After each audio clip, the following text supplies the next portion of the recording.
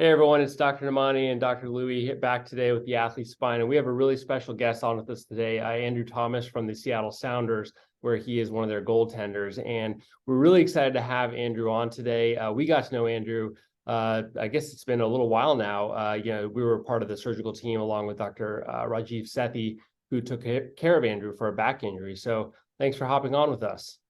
Absolutely. Happy to be here. Thanks for having me on. Yeah, and it's great to sort of see you through this entire journey, but take us back to the beginning. How did this all start? Yeah, it's got to go back a ways now. It's been coming up on 2 years since I kind of first had symptoms. I met you guys, I guess, after a relapse of the original injury, which is why we ended up going down a different pathway. But this all started in about August 2021. I never really had back issues before, nothing that seemed to kind of indicate that I had something serious going on or something that was going to cause me any long-term issues or keep me out for a while. And I can remember feeling in training my left side of my back start to lock up a little bit. There was something that was guarding. At the time, obviously had no idea, but something was guarding in the left side of my back. And with the trainers, we kind of worked through, released the muscle, tried to kind of pinpoint a little bit as to what was going on. And over the course of about a week, it just deteriorated pretty quickly to the point of like really struggling to move. Like laying down, getting up was pretty painful. On the field, I tried to play through it for that week, essentially 9 days. Any kind of small twitches were the things that would cause me the most pain. I was able to kind of jump into an explosive save, like try and pull something out the top corner. That was, I mean, adrenaline maybe carried through it, but the small little twitches were the ones that really kind of got to me. So after about 7 to 9 days, I kind of ended up pulling myself out, being like, look, I can't get through this for the rest of the season. Like something's clearly going on here. Started with some scans, MRIs, I think a CT scan. The dates I'm a little bit hazy on, that kind of thing. But initially got diagnosed as a stress reaction, and it was a pretty small, like short recovery window. Out for a little bit, a lot of core exercises, re-engaging muscles, glute work, gym-based stuff, essentially. No real rest. It wasn't meant to be too long out. And it just didn't seem to progress the right way. I was still getting pain in some of these exercises, and kind of wasn't back on the field as quickly as I'd have liked to have been, essentially. So about a month after that initial onset of pain, had some more scans, and they found a slight stress fracture. So kind of the diagnosis got upgraded from that stress reaction into like a genuine stress fracture. And obviously the longer timetable that comes with that kind of thing. So were you feeling, so from the point you were diagnosed with the stress reaction, right, and they started you on obviously non-surgical treatments at that point, different types of therapy, medications, were you feeling better at all in that month that led up to the CT scan that showed the stress? Yeah, so I mean, doing nothing obviously helped slightly. It was like given some time to rest. The gym work was fairly light. It was, like I said, a lot of core stability stuff, which I would feel some pain, and that was kind of our metric for it progressing a little bit longer than we were expecting it to. But I wasn't getting that kind of shooting up into the 7, 8 out of 10 type pain that I was getting on the field. It was more like a dull ache at times. I think the really interesting thing about your injury and how you perceive it is that you have a very particular job that is different than a lot of the other soccer players or other people that might have an injury like this, right? Where you described it was this kind of the twitching and the lateral movements that really triggered a lot of this pain, which is something that in most other jobs people aren't really doing, but you need that to be a great goaltender. Yeah, exactly. I mean, the one thing it's important part of our technique is really getting behind the ball if there's ever a volley coming your way. And it was that tiny readjustment that was like flaring up the most pain. And I was like, I can't, this is my fundamentals, I need to be able to do this correctly. Yeah. So then you got those additional scans, and they kind of upgraded the diagnosis from a stress reaction to a stress fracture, and it wasn't really improving with the physio and PT that you were doing at that time. So what kind of happened next? So everything just got slowed down. It was still gym-based recovery. They still wanted me to do that core stability. All of that was going to be important, but the whole timetable just got elongated. They regressed some of the exercises I was doing. Everything became more simple, and the timeline just became on the order of a few months, five months, whatever it was, something like that. with the plan of being back for preseason that following year. And it kind of did follow that timetable in the end. It progressed. I was feeling pretty good come the start of January, and able to kind of take part in preseason as kind of I expected. They eased me in very slightly over the first few weeks because it was my first few weeks of genuine training, but kind of that timetable followed as they expected. So then I kind of had a fairly normal run of it for the next 5-6 months, going into about mid-July or so. And I started to feel kind of the same symptoms that I felt in that early August period, where my back was locking up a little bit more, and that muscle was really unhappy. And again, the same kind of thing with like enough adrenaline, I was able to get through certain points. I took some anti-inflammatories, some painkillers, and kind of pushed through it at times.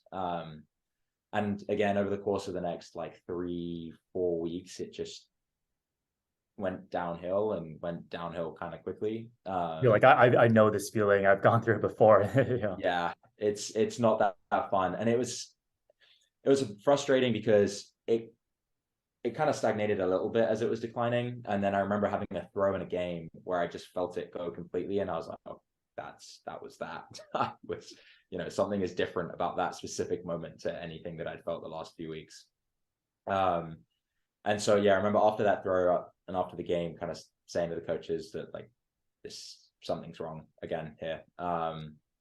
And so it was, back under the microscope a little bit again, doing some more scans. And the CT scan showed that basically the same crack had in there and gone a little bit longer. The complication being that it wasn't just like a pause, it was a little bit pars and pedicle, which is, I think, it was a little bit of a different or weird injury, not the typical pattern of stress fracture that we often see.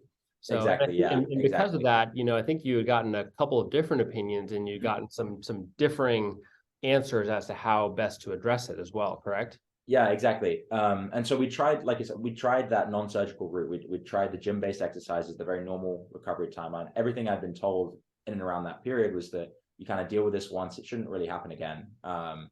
So initially the thought was just like, wow, I got pretty unlucky here. Do it the same way. It should, like 3 times that'd be crazy, Yeah. But that wasn't a chance I was particularly willing to take. And so I kind of looked into some other options, got some different opinions. I heard about all sorts of different kind of surgical procedures, and took a few weeks to try and figure out what the best course of action was, and eventually settled on the procedure that we kind of went through with you guys and Dr. Sethi, of putting the screw across the fracture. And yeah, I was, I'm very grateful for that to have happened. I feel great now as a result. This was, I guess, in early September or so, mid-September. And so it's been a good number of months since the surgery itself, and I've been playing for the last few, after recovering. And that recovery period, I'll touch on that in a second. It was tricky, challenging, mentally, physically. It wasn't something that I was used to before, at any point in my life.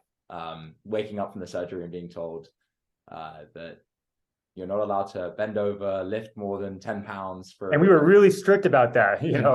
I know you're going to feel better, but you have to listen to us here. I know. And I very much was. And it was a challenge. That was very hard. I had a lot of people help with groceries. I, forgot how to stretch my hamstrings. That first hamstring stretch I did after being cleared was very, very tight. But yeah, I kind of followed it pretty religiously, and I think it showed then in the kind of updated x-rays that we did further down the road, and things seemed to have looked good and held, and the surgery was as successful as we all hoped that it would be.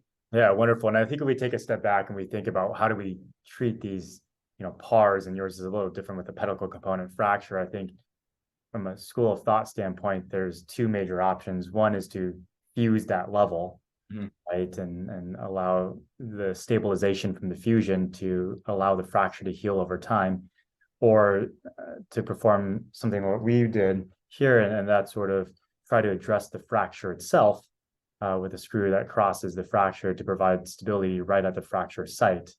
Obviously, there's pros and cons to each of those methods.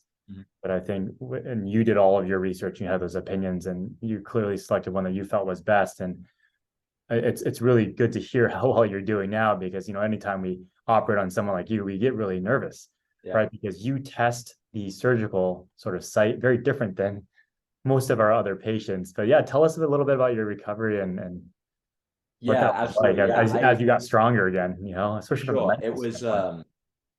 I think the most reassuring statement that I was told, because I was told that this wasn't particularly common.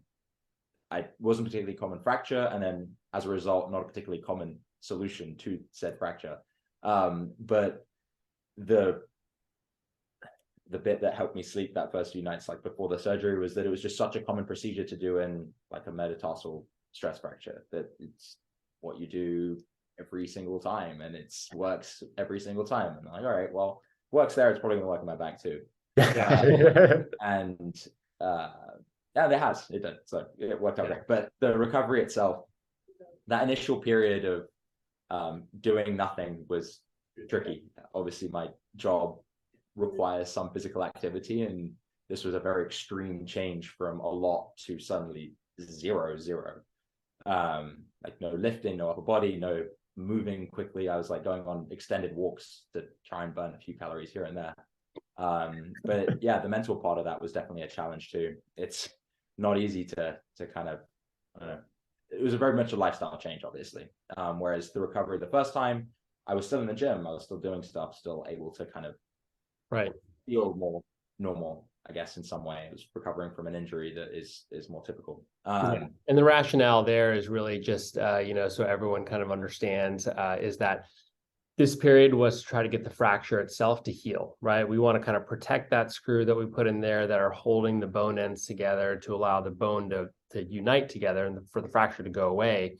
And once that's happened, then the rehab is essentially getting your muscles back in shape and getting your core stability back in shape, getting your flexibility back, all of those things. But the good thing is that now that the fracture's healed, you basically have a normal spine, with no fusion or anything. So your spine's as good as anyone else's, probably better than mine. Yeah. That was the hope. That there wasn't anything too kind of groundbreaking going on in there. Nothing that was going to change my anatomy too much, that was going to change my style of play or anything of the sort. And so after that, kind of, it was about 3-ish months before I started doing some very, very basic core exercises, stuff like single leg marches laying on the ground, doing very, very little, feeling almost nothing, but just to kind of engage the lower abdomen, the lower core, some light glute work.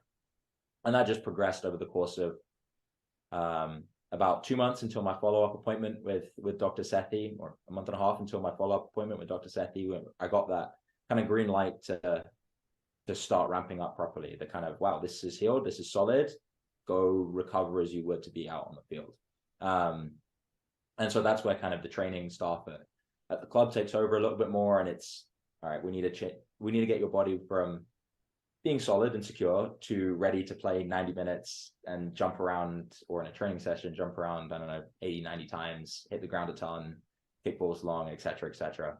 And so that same process, that's more like any injury, honestly. Anytime you've had a consistent time off for an extended period of time off, you're starting slow, small passing, light work with the handling. Again, that fun twitching stuff that caused me pain in August 2021. That's the first stuff that kind of needs to come back. And so it just built on that over the course of the following 6 weeks or so. And then from that point on, it was green light, go play, do what I was doing 7 months prior. Yeah, and it's so good to hear. And we've read a couple of stories and how well you've been able to perform since you come back, and hearing from you how comfortable you feel as you sort of trust your body a little bit more. I think the last question I'd love to sort of hear your insight on is, there's a lot of young athletes like you.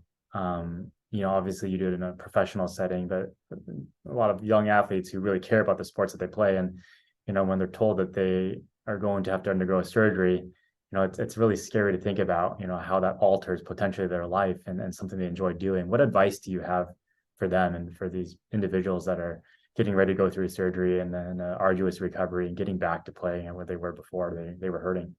Yeah, definitely.